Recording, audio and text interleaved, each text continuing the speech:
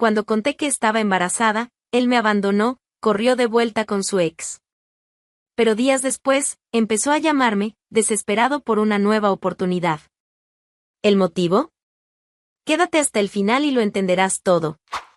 Siempre escuché a mi madre decir que el amor verdadero comienza donde termina la ostentación.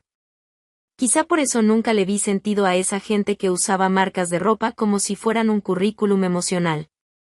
Crecí rodeada de todo lo que el dinero puede comprar, una mansión con columnas griegas en pleno centro de Vigo, cenas con políticos, viajes a cualquier lugar del mundo, pero, aún así, lo que más marcó mi infancia fue una frase simple que mi madre repetía como un mantra: Maite, la única herencia que vale es la sinceridad. Mi padre, don Eloy, era una figura casi mítica en la provincia. Empresario frío en los negocios, pero con un corazón sorprendentemente cálido en casa. Nunca me faltó nada. Ni cariño, ni atención, ni oportunidades. Pero cuanto más crecía, más me daba cuenta de que mi realidad alejaba a las personas en lugar de acercarlas. No sabían cómo tratarme, o peor, me trataban como si fuera una oportunidad. Por eso, cuando conocí a Teodoro, algo se encendió. Nada de miradas con segundas intenciones, ni halagos ensayados sobre mi apellido, sobre todo porque, para él, yo era solo Maite. Una joven común, viviendo en un barrio estrecho de Vigo, que dividía su tiempo entre trabajos freelance de diseño gráfico y estudios. Y la verdad es que, en esa época, yo creía firmemente que eso era suficiente. Nos conocimos por casualidad, en una tienda de artículos de segunda mano en el centro. Yo buscaba una lámpara antigua para decorar la casa que acababa de alquilar, una residencia modesta, con azulejos desgastados y olor a madera vieja. Él me ayudó a bajar una caja pesada de lo alto de una estantería, y al minuto siguiente ya estábamos riendo. Era torpe, pero cautivador. Teodoro tenía ese tipo de amabilidad que parece espontánea, aunque no lo fuera. Empezamos a vernos con frecuencia. Me recogía después del trabajo con una motito azul que tose más de lo que anda. Yo fingía que lo odiaba, pero en el fondo me gustaba. El viento en la cara, la falta de prisa, la ilusión de libertad. Era fácil olvidar que mi cuenta bancaria tenía más ceros de los que él podría imaginar. Dejé mi coche deportivo en el garaje de la mansión y les dije a mis padres que necesitaba espacio. Ellos sabían que era una farsa, claro. Mamá creía que era peligroso, papá solo dijo, si es amor de verdad, no importa el escenario. Y me dejaron ir. Adapté mi guardarropa, abandoné los perfumes caros y comencé a hacer las compras en el mercado. Literalmente. Con bolsa de tela y todo. Cada paso era un esfuerzo consciente por vivir fuera de la burbuja. Y, por un tiempo, funcionó.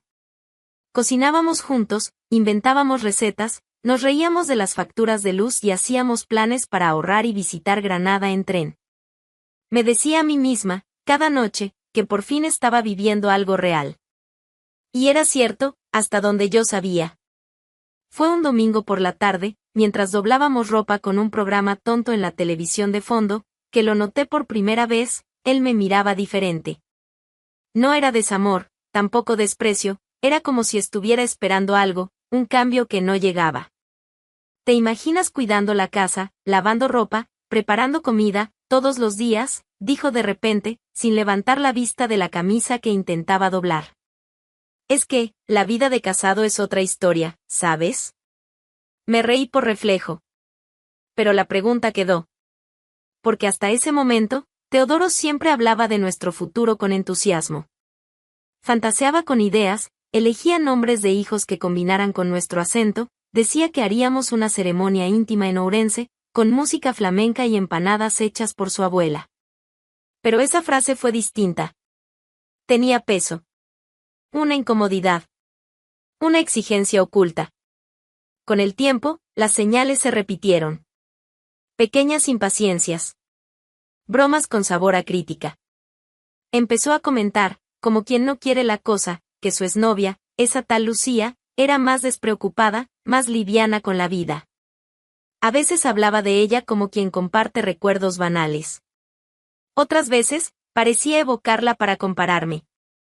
Lucía era del tipo que aceptaba acampar sin siquiera cepillarse los dientes, soltó una vez, mirándome por encima del borde de la taza de café. Bueno, yo prefiero cama limpia y sábanas planchadas, respondí, intentando mantener la ligereza. Pero por dentro, la incomodidad ya germinaba.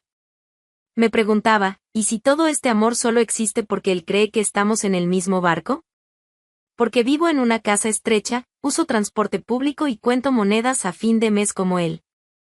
Si mañana supiera que tengo una casa con piscina en Nigrán, una cuenta bancaria que nunca ha visto el rojo, ¿aún me amaría? ¿O me trataría como un billete dorado? La duda empezó a carcomerme en silencio. A diferencia de Teodoro, soy buena escondiendo la incomodidad. Soy hija de don Eloy, aprendí a no entregar mis pensamientos a la primera provocación. Pero por dentro, cada comentario suyo iba deshilando el tejido de lo que construimos juntos. Una noche, llegó irritado. Dijo que estaba agotado del trabajo, que el jefe no reconocía su esfuerzo, que la vida siempre era más difícil para quien nació sin cuna. Quise apoyarlo, pero me miró con los ojos entrecerrados y soltó, «Tú no entiendes, Maite. Siempre fuiste así, con ese aire delicado, voz suave. Apuesto a que nunca pasaste necesidad de verdad». Sonreí. Casi pedí disculpas por una vida que él no sabía que yo tenía. Pero me callé. Porque ahí, en ese instante, entendí que había un abismo entre nosotros, y que él no tenía idea de que el hueco era aún más profundo de lo que imaginaba. Quería aferrarme a la idea de que todo aquello era solo paranoia mía. Que el cansancio, el estrés y la convivencia estaban desgastando algo que aún podía salvarse.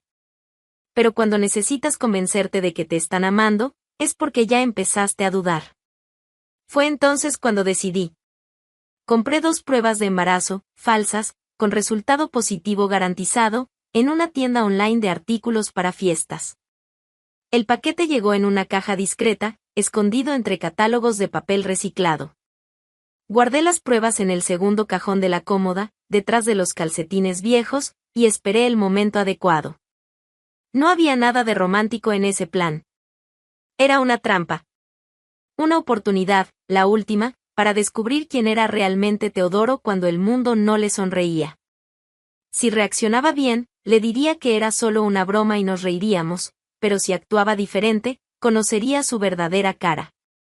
Esa noche, preparé la cena como siempre. Arroz al horno, con pimientos rojos y queso manchego, como le gustaba. Me senté a la mesa con las manos firmes y el corazón en calma.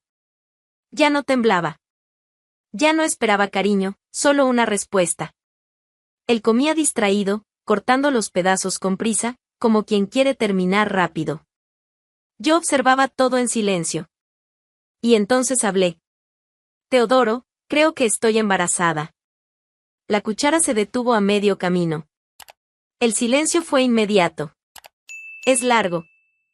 Mucho más largo que cualquier pausa cómoda entre 2 personas que se aman. Él me miró como si yo hubiera hablado en otro idioma. ¿Cómo así que, crees?, preguntó con la voz baja, casi ahogada. Los síntomas, estoy retrasada, me siento rara. Hice la prueba. Dio positivo. Él apartó el plato.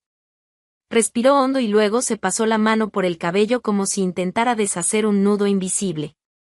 Esto se puso muy serio, dijo, sin siquiera mirarme a los ojos. No preguntó si yo estaba bien, ni qué pensaba hacer, ni siquiera sugirió repetir la prueba. Solo eso, se puso serio, como si hasta ese momento hubiera sido un juego. Terminó la cena en silencio. Durmió en el sofá, diciendo que necesitaba pensar. Y yo dormí en el cuarto, observando la sombra de la lámpara reflejada en la pared, como si eso pudiera darme alguna respuesta. A la mañana siguiente, me despertó el sonido de los cajones abriéndose. Cuando fui a la sala, él tenía 2 maletas listas. Ni siquiera intentó disimular. No es el momento para esto, Maite. Yo no soy ese tipo de hombre. No puedo atarme a algo así, de repente. Necesito irme. ¿De repente? Esto es un hijo, Teodoro. Un hijo tuyo. Mi voz salió firme, pero con un veneno dulce. Sabía que era mentira, pero él no y aún así, se fue. No hubo discusión. Ni lágrimas, ni gestos de arrepentimiento. Solo una despedida apurada y la puerta cerrándose con la misma frialdad con la que solía hablar de Lucía. Las semanas siguientes fueron un borrón. Pero lo peor no fue el silencio.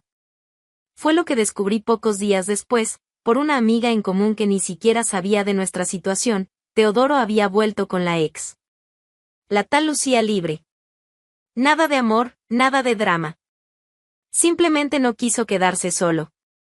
Y ahí, por primera vez, no me dolió que me dejara.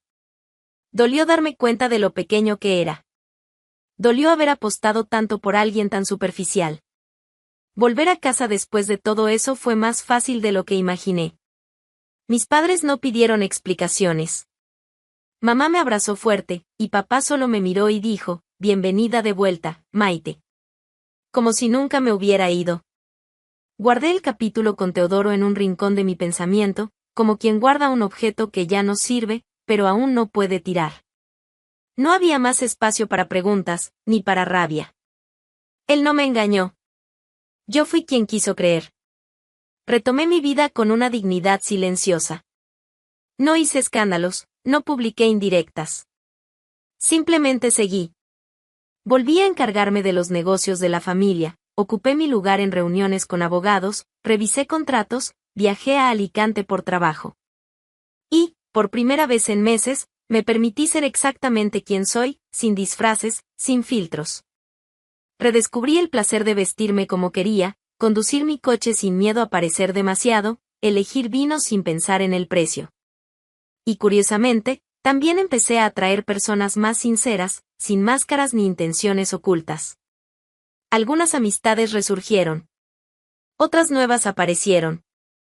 La vida, con sus ironías, siempre encuentra la forma de seguir. Fue una tarde cualquiera, de esas en las que uno no espera nada, cuando el destino decidió hablar. Había ido a Pontevedra a comprar un regalo para mi ahijada. Me acompañaba Mercedes, una de las empleadas más antiguas de la casa, que insistía en cargar las bolsas como si fuera un acto de honor.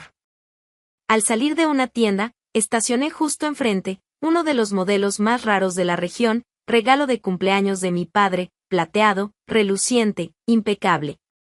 Y ahí lo vi. Teodoro. Parado al otro lado de la calle, con la misma chaqueta que había dejado colgada en nuestra antigua casa. Llevaba una bolsa en la mano, distraído. Cuando sus ojos se encontraron con los míos, se congeló. Cruzó apurado. Pasos cortos, nerviosos, como quien intenta alcanzar una verdad que no comprende. Maite, ¿ese coche es tuyo? La voz le salió demasiado alta, mezclando sorpresa con algo entre envidia y desesperación. Yo abrí la puerta del coche con calma, sin decir una palabra. Pero antes de que pudiera responder, Mercedes, siempre directa, siempre sin filtros, soltó, claro que es de ella. Es hija de don Eloy, ¿no sabías? Uno de los hombres más ricos de por aquí. ¿Dónde vivías todos estos años, muchacho? El impacto fue inmediato. Su rostro se cerró como un armario forzado. La respuesta no vino en palabras, sino en los ojos abiertos como platos, en los labios que se movían sin sonido, en el cuerpo que parecía haber recibido un golpe invisible. Teodoro se quedó ahí, parado, mirándome como si estuviera viendo un fantasma. Como si, de repente, el suelo conocido le hubiera sido arrancado de debajo, ¿y yo? Entré al coche. Encendí el motor. Y me fui. Sin prisa. Sin bocina. Sin explicación. Acababa de descubrirlo todo. No por mí, sino por el mundo. Y era mejor así. 2 días. Eso fue lo que aguantó en silencio. Cuando vi su nombre en la pantalla de mi teléfono por primera vez desde aquel encuentro en Pontevedra, no sentí nada. Ni rabia, ni nostalgia. Solo una calma fría, como quien observa una pieza de ajedrez que ya perdió su utilidad. El primer mensaje era largo. Desordenado. Hablaba de todo y de nada al mismo tiempo, que se sentía perdido, que había cometido un error, que estaba arrepentido. Repetía frases que parecían sacadas de algún manual barato de Reconquista. Maite, necesitamos hablar. Fui un idiota. Me asusté, pero ya pasó. El susto, la confusión. Quiero estar contigo. Quiero estar con nuestro hijo. Leí. Borré. Esperé. Al día siguiente, llegaron 4 más. Y luego comenzó la avalancha. Me buscaba a todas horas, por la mañana, a media tarde, de madrugada. Me escribía como si cada mensaje fuera su último intento de alcanzar algo que él mismo destruyó. Tenías razón. Hice lo que hacen los cobardes. Pero ahora veo lo que perdí. El niño, también es mío. Quiero asumir. Quiero ser un padre de verdad. Déjame formar parte de esto. Dame una oportunidad. No respondí. No porque quisiera castigarlo, sino porque el silencio decía más que cualquier palabra. Y quizás porque, en el fondo, una parte de mí quería que se hundiera un poco más. Quería que sintiera el peso exacto de la ausencia, no la mía, sino la del valor que nunca supo reconocer. Mientras tanto, mi vida fluía con ligereza. Volví a ocupar mi lugar en los negocios familiares. Retomé reuniones, participé en decisiones importantes, firmé contratos que él ni siquiera tendría la capacidad de entender.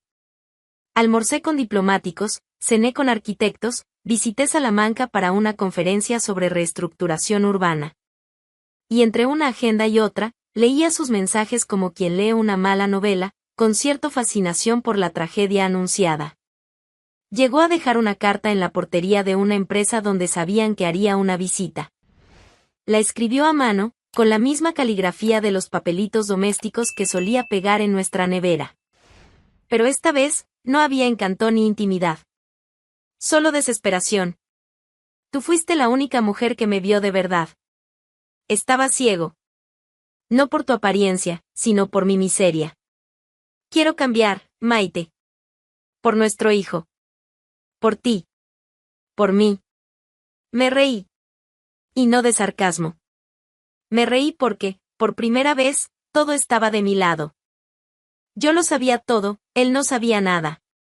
Yo tenía el control. Él solo tenía la ilusión. Esperé algunos días más. Quería que sintiera el vacío completo. Solo entonces le envié el mensaje, jueves, 21 horas. Restaurante Montemayor. Vamos a hablar. Respondió en segundos.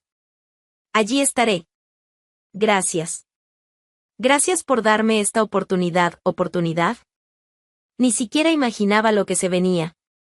Durante los días siguientes, Teodoro siguió enviando mensajes, como si el simple hecho de tener una cita marcada lo autorizara a imaginarse de vuelta a lo que había perdido. Decía que soñaba con nuestro reencuentro, que había pensado incluso en anillos, que estaba cambiando, convirtiéndose en otro hombre. Pero yo no leía todo. Solo lo suficiente. Llegué puntualmente a las 21 horas. El Montemayor estaba lleno, como siempre. Mesa reservada en el salón principal, a la vista de todos. No quería un rincón oscuro. Quería que lo vieran. Que cada gesto, cada palabra, tuviera testigos, aunque fueran anónimos. Teodoro ya estaba allí. Se había cortado el cabello, vestía una camisa almidonada que intentaba parecer costosa. Sonrió al verme, como si el tiempo no hubiera causado ningún daño. Maite, estás hermosa. Siéntate. Vamos al grano. Mi voz salió seca.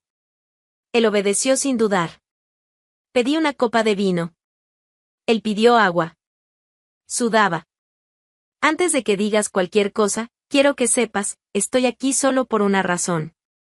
Y no es porque aún sienta algo por ti. Abrió la boca, pero levanté la mano. Hablaste de asumir un hijo, Teodoro. De reconstruirlo todo. De formar parte. Pero ¿sabes qué es curioso? Nunca existió ningún hijo. Su rostro perdió el color. ¿Qué? Eso mismo. Nunca hubo embarazo. Nunca hubo prueba verdadera. Fue todo un plan. Una prueba. Una oportunidad que te di para mostrar quién eras cuando las cosas se ponían difíciles. ¿Tú me mentiste? Mentira fue lo que tú hiciste desde el principio. Te fuiste como un cobarde. No preguntaste cómo estaba. No preguntaste qué quería yo. Solo pensaste en el peso que eso tendría para ti. Huiste. Miraba alrededor, intentando mantener la compostura. Pero sus ojos temblaban. Maite, yo estaba asustado. Pensé que eras una mujer común, con una vida sencilla. Y de repente descubriste que yo era rica. Que mi apellido abre puertas con las que ni sueñas. Y ahí sí volviste, lleno de palabras bonitas. Porque ahí sí valía la pena tener responsabilidad, ¿no? No es eso. Yo cambié, te lo juro. Descubrir la verdad solo me hizo dar cuenta de lo especial que eras, mentira. No viste valor en mí. Viste valor en lo que pensaste que podía darte. El nombre. El coche. La cuenta bancaria. La ventaja. Guardó silencio. Yo continué. Teodoro, reprobaste en todo. En el afecto, en el respeto, en la lealtad. Hasta en las mentiras fuiste mediocre. Yo sabía quién eras incluso antes que tú mismo. Y aún así esperé. Te puse a prueba. Te di la oportunidad de demostrar que eras diferente. Bebí un sorbo de vino. Estaba perfecto. Al contrario de él. ¿Sabes qué es lo más irónico? Pensaste que me habías engañado. Pero yo sabía todo. Vi las entrelíneas, los elogios envenenados, las miradas vacías. Y aún así, quise creer. Ese fue mi error. Estaba pálido. La postura deshecha, como un muñeco de trapo. Te amé, Teodoro. De la forma más pura que pude. Escondí todo para que me vieras como persona, no como heredera. Y aún así, elegiste huir. Por segunda vez. ¿Tú, me vas a dar otra oportunidad? Su voz salió fina, ridícula. Sonreí. Tú ya tuviste tu oportunidad. La desperdiciaste por miedo. Volviste por interés. Y ahora, estás sentado frente a la mujer que te superó. No solo financieramente, sino emocionalmente. Ya no soy la Maite que te esperaba en casa. Ahora soy quien manda. Y tú eres solo un error que no pienso repetir. Me levanté de la mesa. Tomé mi bolso. Me acerqué despacio. Y sobre nuestro hijo, espero que esa mentira te acompañe el resto de tu vida. Porque, a diferencia de ti, sirvió para revelar verdades. Lo dejé allí, sentado, mudo, rodeado de miradas curiosas. Salí del restaurante con la cabeza en alto. No por orgullo, sino por alivio. Teodoro nunca más apareció. O tal vez lo intentó, en otros mensajes que jamás abrí. Mientras él se hundía en relaciones desechables y arrepentimientos que resonaban contra sus propios muros, yo florecía, con libertad, propósito y una paz que él nunca sería capaz de comprar. Porque lo que él perdió no fue una heredera. Fue la única mujer que lo amó cuando no tenía nada. Solo se dio cuenta del valor que Maite tenía cuando ya era demasiado tarde. Ignoró el amor sincero, subestimó a la mujer a su lado y lo apostó todo en un juego de interés, y perdió. A veces, la vida solo enseña cuando el dolor de la pérdida grita más fuerte que cualquier consejo. ¿Y tú, alguna vez viste a alguien valorar solo después de haber perdido?